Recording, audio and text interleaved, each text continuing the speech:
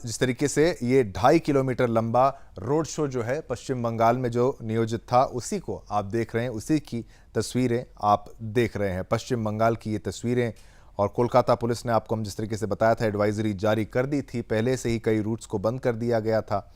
और इसीलिए वहाँ पर फिर भी आप देखिए, धारा 144 लागू होने के बावजूद भी, उसकी खबर आने के बावजूद भी जनता में उत्साह जो है वो कम नहीं है।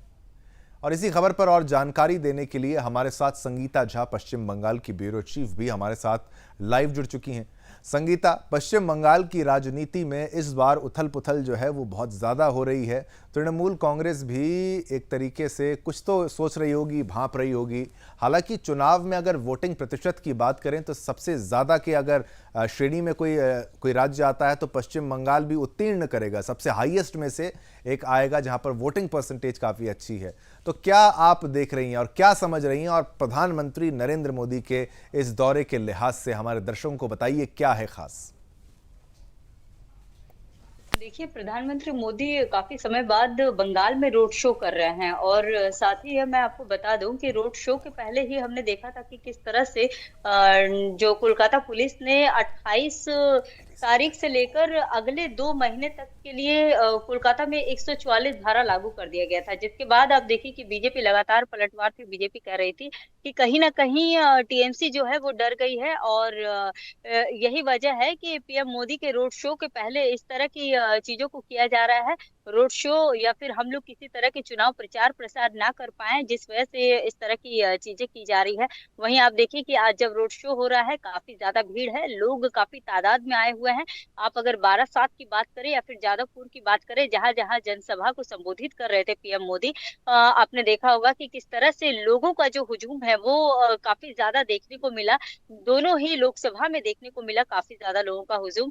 और साथ ही आप देखिए कि लगातार मोदी ने मुख्यमंत्री ममता बनर्जी पर पलटवार करते हुए कहा कि 4 जून को जो होगा वो सभी को। इस बार देखिए, बीजेपी ऐसे ही बार बार कह रही है कि इस बार 30 पार बंगाल में बीजेपी लाएगी और एक अच्छा रिजल्ट आएगा। बंगाल की जो जनता है वो भ्रष्टाचार के खिलाफ इस बार वोट करेगी, क्योंकि सबसे बड़ा मुद्दा इस बार भ्रष्टाचार और संदेश खाली रहा बंगाल में।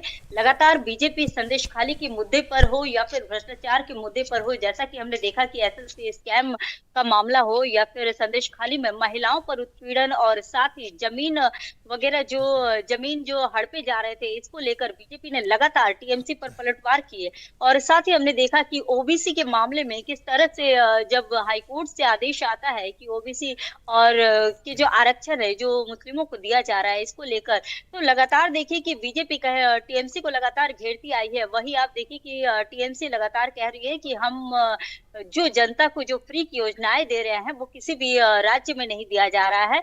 और टीएमसी यह कहते हुए बार बार नजर आ रही है जनता के समक्ष कि अगर आप बीजेपी को वोट देते हैं तो आपको लक्की भंडार नहीं मिलेगा। हम जो फ्री की योजनाएं दे रहे हैं जिससे कि जनता को लाभ पहुंच रहा है, घर घर तक महिलाओं के पास लगातार सीधे लाभ जो हम पहुंचा रहे हैं, वो अगर बीजेपी आ जाती है तो आपको नहीं मिलेगा। लेकिन वहीं इस पर हमने देखा था कि किस तरह से जब अमित शाह आए थे बंगाल, तो उन्होंने साफ कहा था कि किसी प्रकार की कोई योजनाएं जो भी बंगाल में दी जा रही हैं वो बंद नहीं की जाएगी। साथ ही जो ये योजनाएं, जो 1,000 रुपए जो लक्की भंडार दिए जा रहे हैं, अमित शाह ने कहा था कि इसमें और बढ़ोतरी करके 1100 कर दिया जाएगा, 100 रुपए हम और ज्यादा देंगे। और साथ ही देखिए कि मोदी भी लगातार हमलावर रही है। मोदी ने पहले भी कहा है कि जैसे बंगाल में रामनवमी या फिर किसी भी धार्मिक अनुष्ठान को मनाने के लिए जिस तरह से लोगों को, यहाँ हिंदुओं को परेशान किया जाता है, वो मोदी के रहते हुए नहीं हो सकता है। पिछली बार हमने देखा था कि बैरकपुर लोकसभा हो या फिर उसके बाद भी जब भी मोदी आए हैं तो उन्होंने साफ 5 गारंटी भी दी हुई है कि मोदी के रहते हुए किसी प्रकार की कोई समस्या नहीं हो सकती है। और साथ ही जो भ्रष्टाचार में लिप्त है, लगातार एक एक कर सब पर शिकंजा कसा जाएगा, सब पर कार्रवाई होगी, कोई भी नहीं बचेगा, चाहे वो एसएससी स्कैम का मामला हो या फिर आप देखिए कि जो भी महिलाओं के साथ उत्पीड़न का मामला जो कि बीजेपी लगातार उठाते रही है।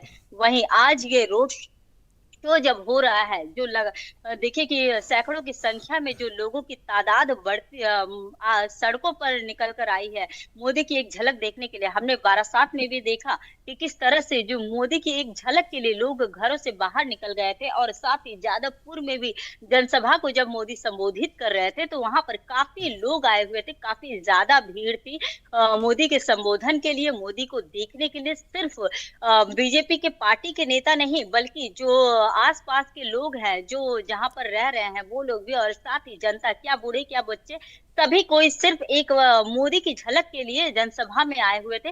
और साथ ही मैं आपको बता दूँ कि आज भी अभी जो रोड शो हो रहा है, इसमें भी वही झलक देखने को मिल रही है। लोग एक झलक पाने के लिए सिर्फ मोदी की एक झलक पाने के लिए लोग घरों से बाहर निकले हुए हैं और रोड शो में भी शामिल हो रहे हैं। और साथ ही आप देखिए कि ये एक संदे बीजेपी लगातार कोशिश कर रही है कि बंगाल में किस तरह से बीजेपी को सीट ज़्यादा से ज़्यादा मिल सके, इसकी भरपूर बीजेपी कोशिश कर रही है। और वहीं आप देखें कि और टीएमसी भी लगातार ये जो बात है संगीता, आज अगर मैं भी कहूं ममता। तो क्या ममता बनर्जी भी वहां पर एक रोड शो के लिए तैयार हैं? वो भी, ये भी खबर है कि उनकी भी एक रोड शो जो है थोड़े ही दूरी पर, अगर 50 मिनट 55 मिनट के अंतर पर, उनके अंतराल पर उनका भी एक रोड शो है। तो इस वक्त पश्चिम बंगाल में ममता बनर्जी वर्सेस पीएम मोदी की तस्वीर जो है वो जनता क्या आज देखेगी?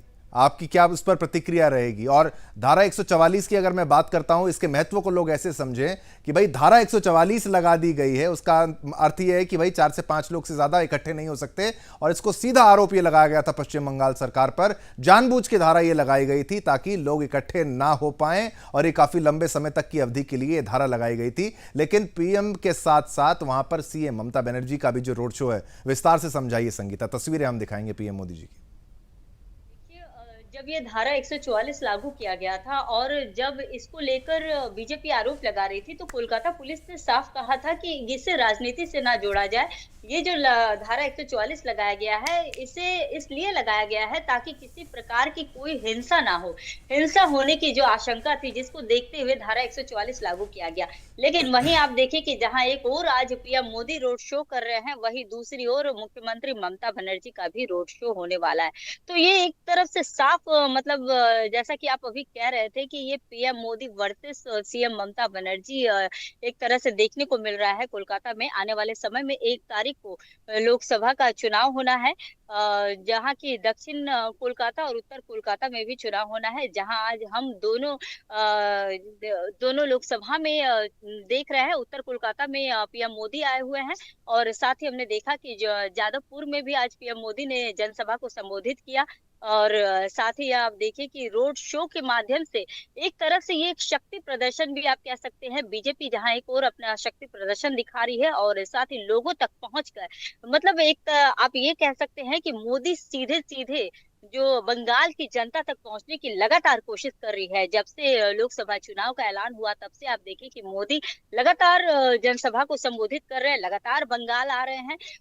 हर लोकसभा चुनाव के पहले पीएम मोदी ने कई लोकसभा क्षेत्रों में अपना जनसभा को संबोधित किया। ये पहला उनका रोड शो होगा, जो कि आप देखिए कि आज उत्तर कोलकाता में वो तापस राय के लिए करने वाले हैं, और तापस राय के समर्थन में आज वो रोड शो कर रहे हैं। और आप देखिए कि इसका कहीं न कहीं असर हम लोकसभा चुनाव के दिन, वोट के दिन भी देख सकते हैं। और साथ ही आप देखिए कि कई लोग इस पर, अगर हम जनता की बात करें, तो जनता भी इस बार काफ़ी ज़्यादा इन चीज़ों को लेकर, भ्रष्टाचार के मुद्दे हों या फिर जो महिला उत्पीड़न का मामला हो, इसको लेकर देखिए जनता भी सजग हो गई है। जनता भी कह रही है कि, और साथ ही यहाँ पर बंगाल में देखिए बेरोज़गार का भी मुद्दा काफ़ी ज़्यादा मतलब पिछले कई सालों से बेरोज़गार का मुद्दा भी लगातार इस पर उछल रहा है, उछाला जा रहा है कि बेरोज़गारी जो है वो काफ़ी ज़्यादा बढ़ गई है। और बेरोज़गारी की वजह से ही जो है यहाँ के लोग बाहर जा रहे हैं। साथ ही स्वास्थ्य विभाग की अगर बात करें, तो स्वास्थ्य का मुद्दा भी लगातार जो जनता है वो कह रही है। और जैसा कि टीएमसी बार-बार यह कहती हुई नजर संगीता, आती है आप कि जो हम स्वास्थ्य की बात कहते हैं, तो क्या वहां पर जो आयुष्मान कार्ड है वो वहां पर लागू नहीं है? क्योंकि केंद्र सरकार आरोप ये लगाती है कि हमारी योजनाओं को वहाँ पर लागू नहीं होने दिया जाता है, और जो वहाँ की योजनाएं हैं और हमारी तरफ से अगर कुछ दिया जाता है उस पर आप अपना जो स्टिकर लेबल लगाते हैं और जनता को देते हैं और आप कहते हैं कि भाई ये हमारी योजना है। ठीक है, आपने वो जो पैसे देने वाली योजना के बारे में किया, 1000 रुपये की जो बात की है, जो लक्ष्मी योजना की बात करी, वो तो ठीक है, महत्वपूर्ण है। भाजपा सरकार कहती है कि हम भी उसको बढ़ाकर ही देंगे, लेकिन बाकी योजनाओं के कंपैरिजन में जनता क्या समझ पा रही है? क्या भाजपा अपना जो संदेश है जनता तक पहुंचाने में कामयाब हो भी पा रही है, या फिर नहीं तृणमूल कांग्रेस इसमें बाजी मार रही है और जनता तक कनेक्ट नहीं हो पा रहा? आपका क्या एनालिसिस है? जनता समझ पा रही है भाजपा को? देखिए, जनता काफ़ी ज़्यादा अब समझ पा रही है। आप देखिए कि जैसा कि स्वास्थ्य साथी कार्ड यहाँ पर टीएमसी सरकार दे रही है। जहाँ एक और आप देखिए कि केंद्र सरकार आयुष्मान भारत योजना दे रही है, जो कि स्वास्थ्य के लिए, वहीं टीएमसी सरकार यहाँ पर स्वास्थ्य साथी कार्ड दे रही है। लेकिन कई जगह ऐसा देखा जाता है कि स्वास्थ्य साथी कार्ड लेकर जाने के बावजूद भी उसका किसी प्रकार का कोई लाभ जो है जनता को नहीं मिल पाता है।